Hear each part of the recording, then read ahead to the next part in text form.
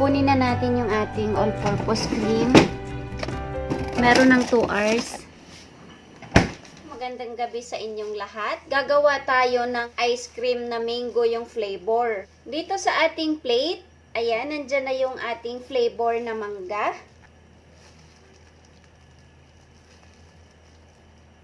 Diretso ko na paglagay dito sa ating blender.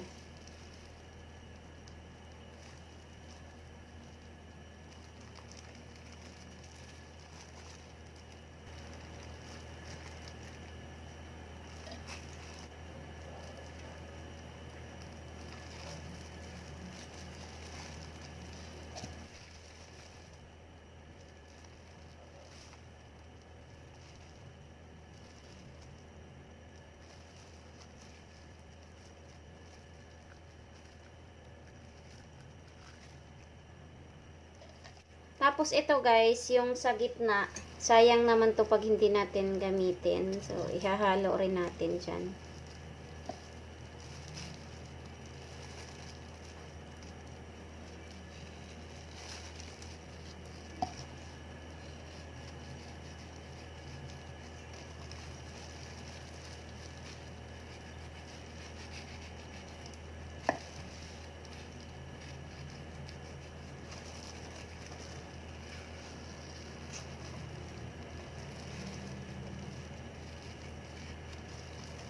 Ito siya. Tabi ko muna dito. Itong tatlo naman, i-cut natin ng cubes.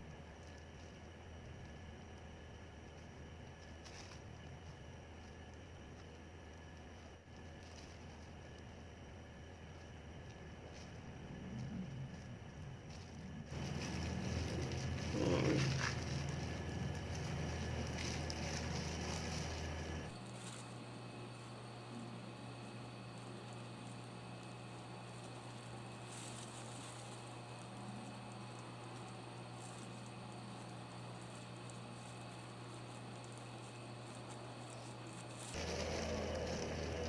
Ayan.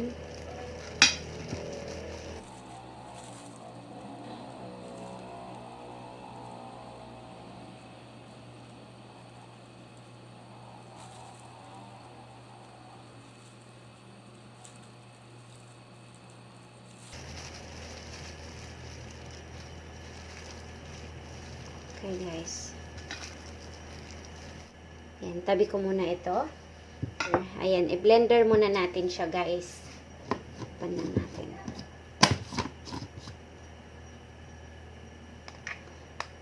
Okay.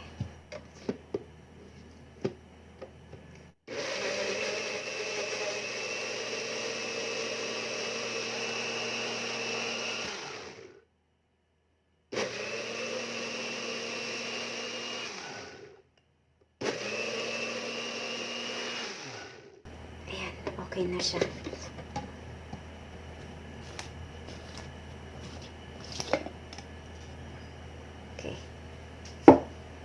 Gawin na natin yung all-purpose cream at saka yung condensed milk.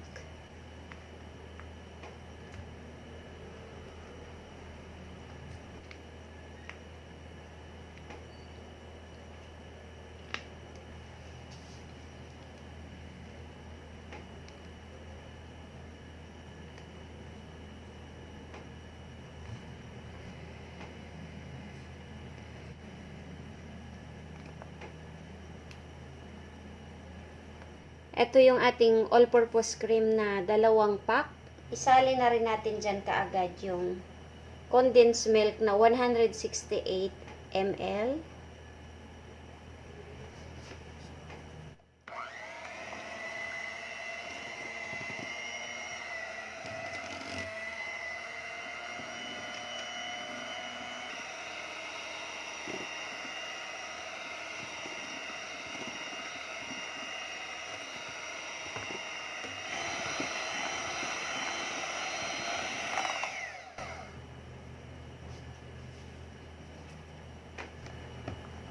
Check natin kung pwede na. Ayan, pwede na siya. Hindi na siya mahuhulog pag itaob. Ito na yung mangga na binlend natin kanina. Continue lang tayo sa pagmix, guys. hanggang sa makuha natin yung tamang texture ng ating ice cream.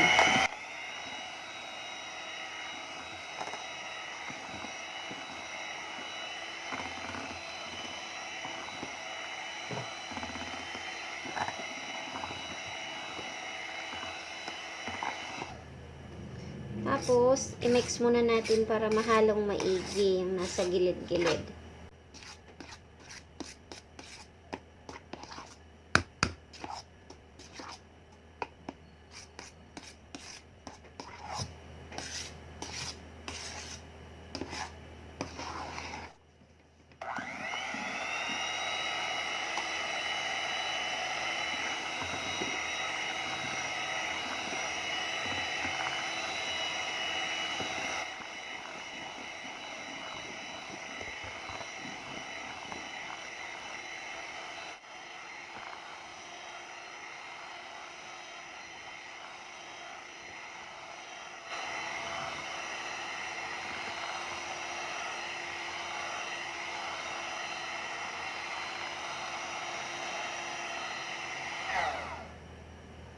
Pwede na to.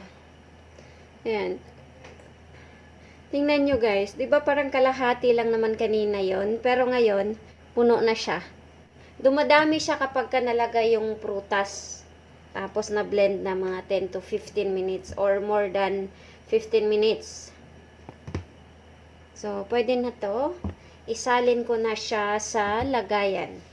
Pero bago ko siya isalin guys, ihalo muna natin dyan yung ating mangga. Ito.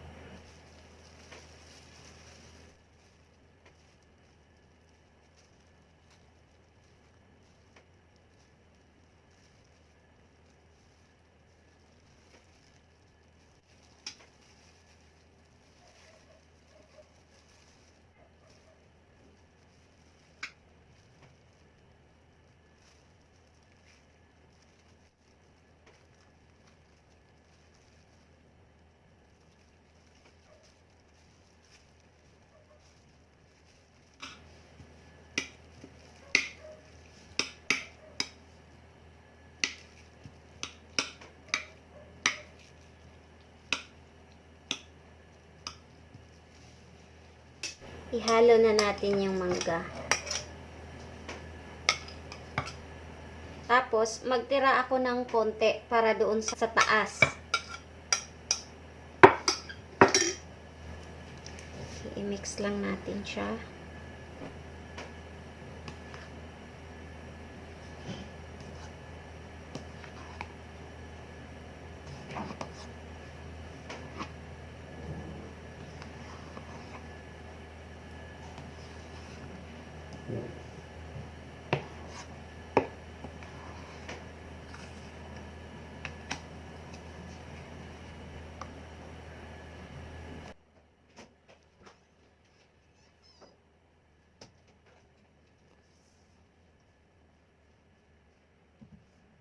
Ipatong ko yung tinira natin na mangga.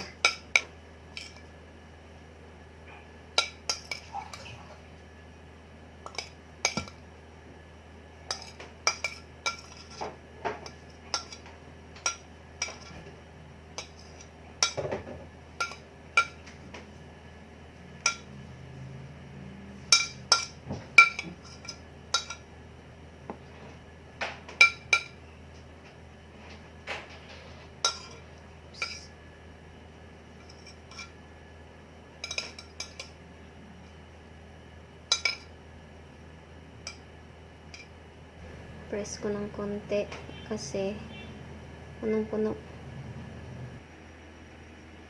Ilagay natin siya dyan ng 8 to 10 hours. Natin yung ating mango ice cream.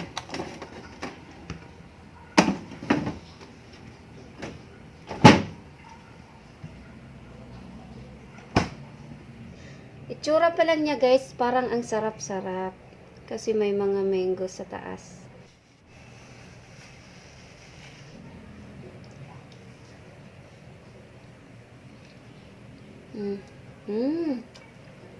Wow, ang sarap.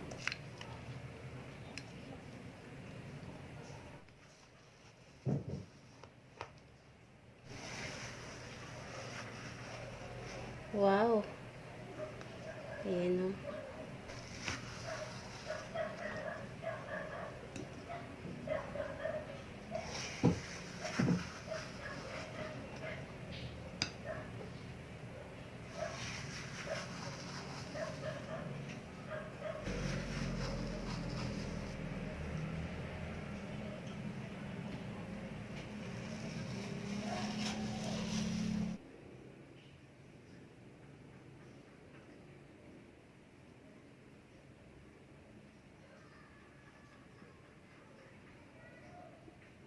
Sana nagustuhan nyo yung flavor natin ngayon.